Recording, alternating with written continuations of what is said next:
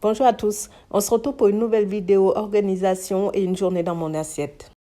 Il s'agit du jour 4. Comme j'avais pas mal de temps ce jour-là, j'ai décidé de cuisiner tout ce qu'on allait manger et c'était le retour de mes enfants, donc je voulais leur faire des repas un peu plus sympas. Je garde donc tout ce que j'ai cuisiné ces précédents jours pour demain et après-demain. Comme ça me fera 2 jours de repos où je n'aurai pas grand-chose à cuisiner. J'avais commencé la journée par couper le melon et le mettre au frigo pour éviter que ça ne s'abîme et j'ai également cuit 6 œufs durs. Je voulais leur préparer des repas qui sortent un peu de l'ordinaire. J'ai donc commencé par un burger au thon façon pain perdu. Je voulais à la base faire des courgettes farcies et je me suis souvenu que j'avais ces pain burgers là au congélateur, donc je pense que ça sera beaucoup plus sympa. C'était un repas test et les enfants l'ont adoré et moi également. J'ai commencé par découper très finement un demi-oignon ainsi que le reste de mon poivron vert. J'ai également découpé quelques olives le plus finement possible. C'est une recette que j'ai imaginée, je mets donc tout ce qui me passe dans la tête et tout ce que j'ai surtout à la maison. Une fois les légumes découpés, j'ai commencé par faire revenir l'oignon et le poivron jusqu'à ce que l'oignon soit translucide. J'ai salé et j'ai rajouté le thon que j'avais égoutté et conservé au frigo pour gagner du temps. Il s'agit d'un canne et demi de thon.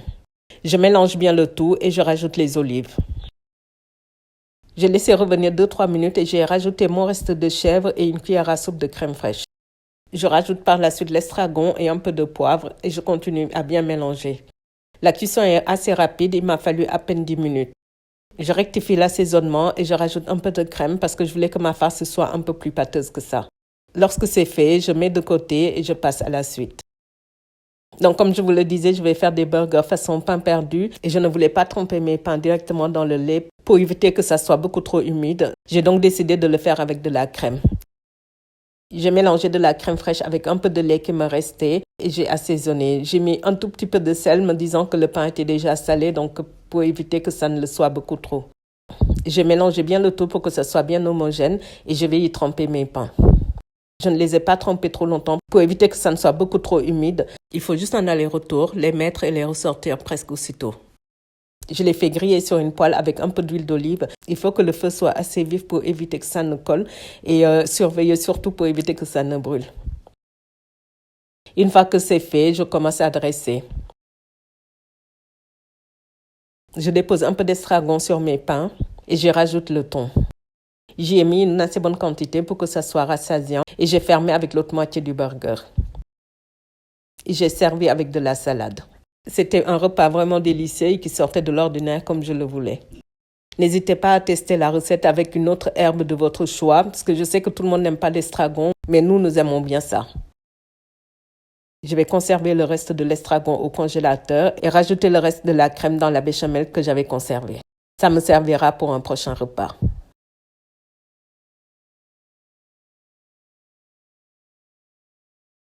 J'ai décidé pour le deuxième repas d'utiliser le poulet qui me restait au congélateur.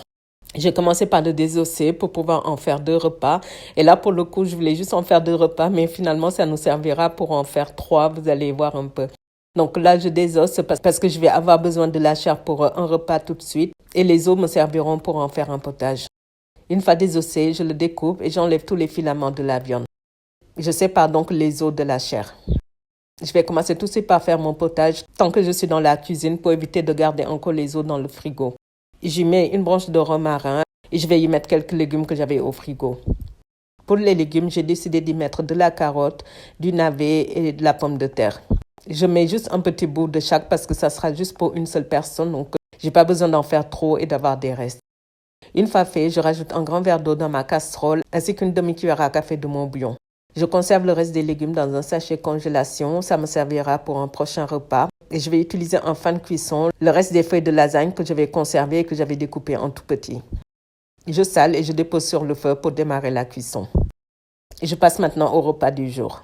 Je vais commencer par faire l'assaisonnement avec une cuillère à café de mon mix ail et gingembre. Je rajoute une cuillère à soupe de sauce soja sucrée, une cuillère à soupe de vinaigre de riz, une cuillère à soupe de chili sucré et une cuillère à soupe de chili un peu pimenté. J'en mets une petite quantité, c'est juste pour relever un peu le goût et avoir un goût un peu piquant. Je rajoute ensuite une demi-cuillère à soupe d'huile de sésame. Je mélange bien le tout et c'est ce qui va me servir à mariner mon poulet. Je rajoute une tige de ciboule dans mon poulet et un peu de ma marinade. Je vais mixer mon poulet pour pouvoir en faire des boulettes. Pour rehausser un peu la marinade, j'ai rajouté un peu plus de mon mix à ail gingembre et je vais bien mélanger. J'ai juste besoin d'une quantité suffisante pour 2 personnes parce qu'on sera que 2 pour ce repas-là. J'ai donc décidé de mettre la moitié du poulet de côté. Je ne pensais pas avoir une aussi grande quantité, donc ça nous suffira pour pouvoir faire une troisième recette avec ça. Avec ce qui me reste, je vais rajouter un peu de chapelure. Il s'agit d'une chapelure que j'avais fait avec du pain rassis que j'avais à la maison. Je vais donc prendre la partie la plus fine que je vais bien mélanger au poulet. Je vais ensuite former des toutes petites boulettes pour avoir une illusion de quantité. Il ne me reste pas suffisamment de la sauce, j'ai donc décidé d'en refaire. Je mets à peu près la même quantité que j'avais mis auparavant parce que vous allez voir que je vais la cuire et que ça va réduire énormément. Je surveille la cuisson de mon potage, le poulet est bien cuit. Je retire la tige de mon romarin et j'y mets les carottes, le navet et un peu de ciboule. Je couvre et je laisse cuire à feu moyen. Pendant ce temps, je vais cuire mes boulettes. Je les cuis avec de l'huile de tournesol. J'aurais pu le mettre au four, mais je n'avais pas envie de l'allumer, donc je le fais à la poêle. Je fais en sorte que ça soit doré sur toutes les faces et je vais retirer. Je ne jette surtout pas l'huile, ça me servira pour une prochaine préparation. Dans la même poêle, j'ai versé ma marinade et j'ai baissé le feu à dos. Pendant ce temps, je vais cuire mes vermicelles de riz. Alors, à la base, je voulais absolument pas faire cette recette. Je voulais utiliser le quinoa que j'avais cuit pour en faire un Buddha bowl. Et je voulais juste faire des boulettes de poulet pour les mettre dessus et les associer à d'autres légumes. Et finalement, en fait, quand j'ai commencé à cuisiner, j'ai eu envie de manger ça. Donc, donc j'ai changé. C'est pour ça que je vous disais, en fait, je vous présente, je crois que je l'ai jamais fait, vous présenter mes menus dans mes retours de course parce que ça change tout le temps. J'achète des choses et je veux en faire, mais bon, j'utilise les mêmes ingrédients, mais sauf que je vais complètement détourner la recette et c'est ce qui est arrivé là aujourd'hui. C'est ce qui est arrivé d'ailleurs plusieurs fois dans la semaine. En fait, je fais en fonction de mes envies du moment et voilà, à condition que mes ingrédients y rentrent et à condition de ne pas retourner faire des courses.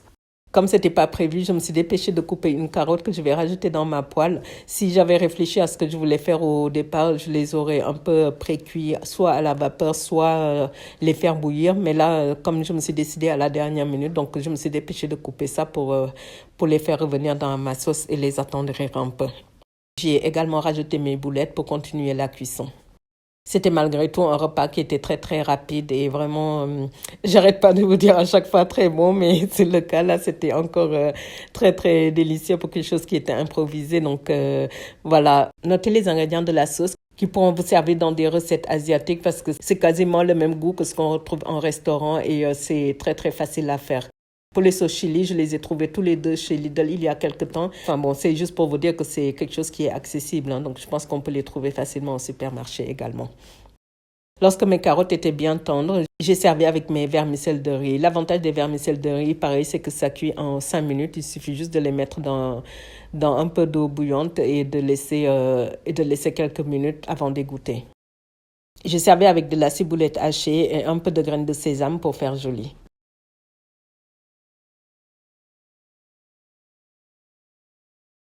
Après manger, j'ai décidé de concasser une tablette de chocolat. Ça me servira à faire des cookies pour le lendemain.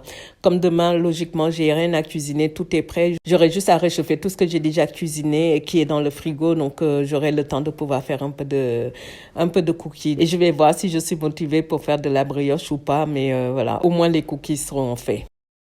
C'est tout ce que j'ai fait en cuisine ce jour-là. J'espère que la vidéo vous a plu. On se retrouve demain pour une nouvelle journée dans mon assiette. À très bientôt. Au revoir.